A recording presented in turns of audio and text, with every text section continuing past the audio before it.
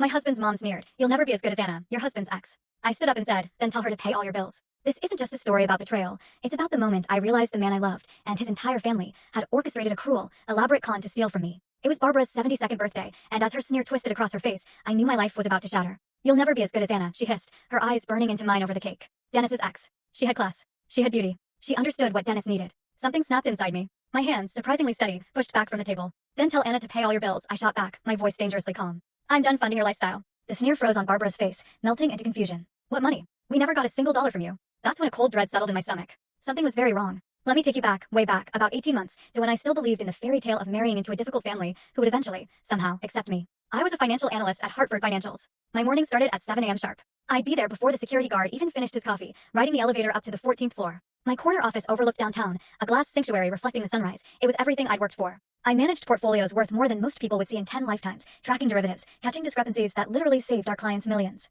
Sarah, my assistant, would bring me green tea in the Tiffany mug Dennis bought me for our anniversary. "The Henderson account has some interesting movement," she'd say, and I'd dive into spreadsheets, unraveling stories of money flowing where it shouldn't. I could spot financial fraud from 1,000 yards away in someone else's life. The irony, it still burns. Dennis, my charming husband, would text me around 10 a.m., usually something sweet about lunch or a reminder about dinner with his parents. He was a freelance consultant, all business strategies and workflow optimization, impressive sounding, but with unpredictable income. Some months, he'd land a big client, and we'd celebrate at fancy restaurants. Other months, I'd quietly cover the mortgage, his car payment, and those pesky credit cards without a word. We'd been married 3 years, together for 5. He had this incredible charm, you know? Dark eyes that crinkled when he laughed, hands that always found mine in a crowd. I loved watching him dance with me in our kitchen while dinner cooked, finding his silly notes in my lunch bag. He made me feel chosen. Every Saturday, we'd drive to Queens to visit his parents, a 40-minute ritual of holding hands and listening to whatever podcast he was obsessed with.